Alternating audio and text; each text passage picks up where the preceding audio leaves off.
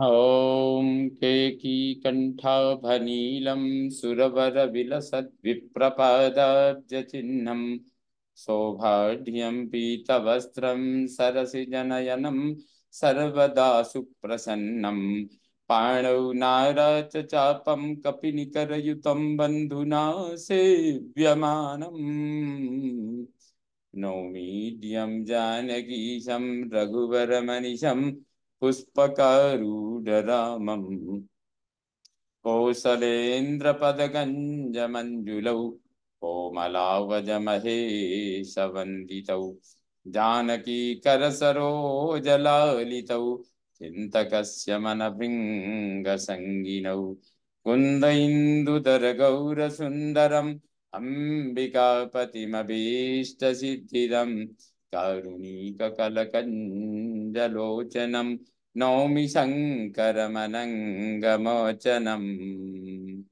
भवतां समेषां श्रीमद् वाल्मीकि रामायण पारायण उपक्रमे हार्दं स्वागतम् अभिनन्दनं च।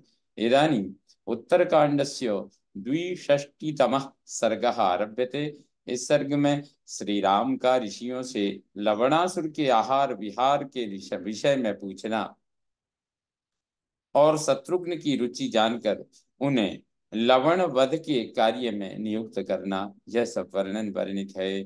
तथोक्ते तान् ऋषीन् रामः प्रत्युवाच कृताञ्जलिः किमाहारः किमाचारो लवणः क्व च वर्तते। ऋषियों के इस प्रकार कहने पर श्री रामचंद्र जी ने उनसे हाथ जोड़कर पूछा, लवणासुर क्या खाता है, उसका आचार व्यवहार कैसा है, रहने सहने का ढंग क्या है और वह कहाँ रहता है। राघवस्य वचः श्रुत्वा ऋषयः सर्व एव ते ततो निवेदयामासुर्लवणो ववृधे यथा। श्री रघुनाथ जी की यह बात सुनकर उन सभी ऋषियों ने जिस तरह के आहार व्यवहार से लवणासुर पला था वह सब कह सुनाया। आहारः सर्वसत्त्वानि विशेषेण च तापसा आचारो रौद्रता नित्यम वासो मधुबने तथा। वे बोले, प्रभु उसका आहार तो सभी प्राणी हैं, परंतु विशेषतः वह तपस्वी मुनियों को खाता है। उसके आचार व्यवहार में बड़ी क्रूरता और भयानकता है और वह सदा मधुवन में निवास करता है। हत्वा बहुसहस्राणि सिंहव्याघ्रमृगाण्डजान् मानुषांश्चैव कुरुते नित्यमाहारमान्निकम्। वह प्रतिदिन कई सहस्र सिंह व्याघ्र मृग पक्षी और मनुष्यों को मारकर खा जाता है। ततोन्तराणि सत्त्वानि खादते स महाबलः संहारे समनुप्राप्ते व्याधितास्य इवांतकः। संहार काल आने पर मुंह खाकर संहार काल आने पर मुंह बाकर मुंह को खोलकर खड़े हुए यमराज के समान वह महाबली असुर दूसरे दूसरे जीवों को भी खाता है। तच्छ्रुत्वा राघवो वाक्यम् उवाच स महामुनीन् घातयिष्यामि तदरक्षो व्यपगच्छतु वो भयम्। उनका यह कथन सुनकर श्री रघुनाथ जी ने उन महामुनियों से कहा, महर्षियों, मैं उस राक्षस को मरवा डालूंगा, आप लोगों का भय दूर हो जाना चाहिए। प्रतिज्ञा तथा तेषां मुनीनामुग्र तेजसां सभ्रातॄन् सहितान् सर्वान् उवाच रघुनंदनः। इस प्रकार उन उग्र तेजस्वी मुनियों के समक्ष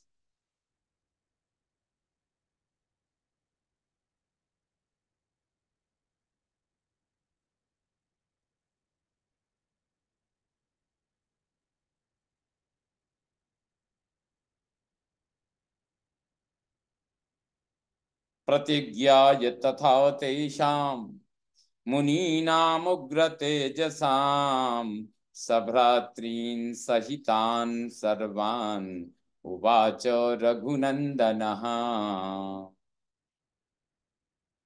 प्रतिज्ञाय तथा तेषां मुनीनामुग्र तेजसां सभ्रातॄन् सहितान् सर्वान् उवाच रघुनंदनः।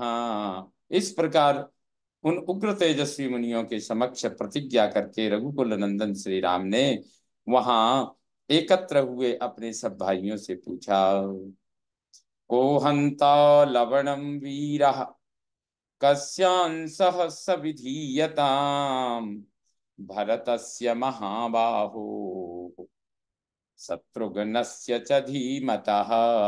बंधुओं, लवण को कौन वीर मारेगा, उसे किसके हिस्से में रखा जाए, महाबाहु भरत के या बुद्धिमान शत्रुघ्न के। राघवेणैव मुक्तस्तु भरतो वाक्यमब्रवीत् अहमेनं वदिष्यामि ममांसः सविधीयताम्। रघुनाथ जी के इस प्रकार पूछने पर भरत जी बोले, भैया मैं इस लवण का वध करूंगा, इसे मेरे हिस्से में रखा जाए। भरतस्य वचः श्रुत्वा धैर्य शौर्य समन्वितं लक्ष्मणा वरजस्तस्थौ हित्वा सौवर्णमासनम् शत्रुघ्नस्त्वब्रवीद्वाक्यं प्रणिपत्य नराधिपं कृतकर्मा महाबाहुर्मध्यमो रघुनंदन। भरत जी की धीरता और वीरता पूर्ण शब्द सुनकर शत्रुघ्न जी सोने का सिंहासन छोड़कर खड़े हो गए और महाराज श्री राम को प्रणाम करके बोले, रघुनंदन महाबाहु, मझले भैया तो बहुत से कार्य कर चुके हैं। आर्येण हि पुरा शून्या त्वयोध्या परिपालिता संतापम हृदये कृत्वा आर्यस्यागमनम प्रति। पहले जब अयोध्यापुरी आपसे सुनी हो गई थी, उस समय आपके आगमन काल तक हृदय में अत्यंत संताप लिए इन्होंने अयोध्यापुरी का पालन किया था। दुखानि च बहूनि ह दुखानि च बहूनि ह अनुभूतानि पार्थिव सयानो दुःख सय्यासु नंदिग्रामे महायसाः फलमूलासनो भूत्वा जटीचीरधरस्तथा। पृथ्वीनाथ, महायशस्वी भरत ने नंदीग्राम में दुखद सैया पर सोते हुए पहले बहुत से दुख भोगे। ये फल मूल खाकर रहते थे और सिर पर जटा बढ़ाए चीर वस्त्र धारण करते थे। अनुभूये दृशम दुखम एष राघव नंदन प्रेष्ये मयि स्थिते राजन न भूय क्लेशमाप्नुयात्। महाराज, ऐसे ऐसे दुख भोग करे रघुकुल नंदन भरत मुझ सेवक के रहते हुए अब फिर अधिक क्लेश न उठाएं।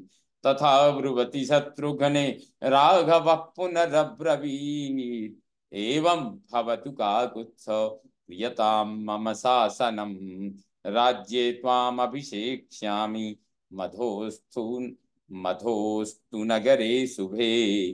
शत्रुघ्न के ऐसा कहने पर रघुनाथ जी फिर बोले, काकुत्स्थ, तुम जैसा कहते हो वैसा ही हो। तुम ही मेरे इस आदेश का पालन करो। मैं तुम्हें मधु के सुंदर नगर में राजा के पद पर अभिषिक्त करूंगा।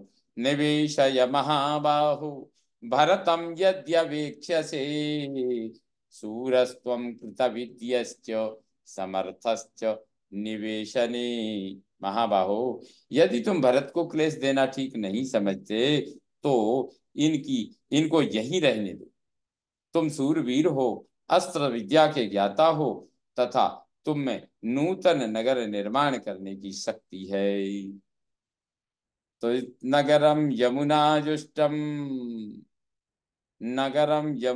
जुष्टम तथा जनपदान शुभान यो हि वंशं समुत्पाट्य पार्थिवस्य निवेशने न विधत्ते नृपं तत्र नरकम सही गच्छति। तुम यमुना जी के तट पर सुंदर नगर बसा सकते हो और उत्तमोत्तम जनपदों की स्थापना कर सकते हो, जो किसी राजा के वश में वंश का उच्छेद करके उसकी राजधानी में दूसरे राजा को स्थापित नहीं कर सकता, उसके किसी अन्य के वश में नहीं है, वह नरक में पड़ता है, क्योंकि ऐसा करने वाला नरक में पड़ता है। स त्वं हत्वा मधुसूतं लवणं पाप निश्चयम् राज्यं प्रसाधि धर्मेण वाक्यं मे यद्यवेक्ष्यसे उत्तरं च न वक्तव्यं शूरवाक्यान्तरे मम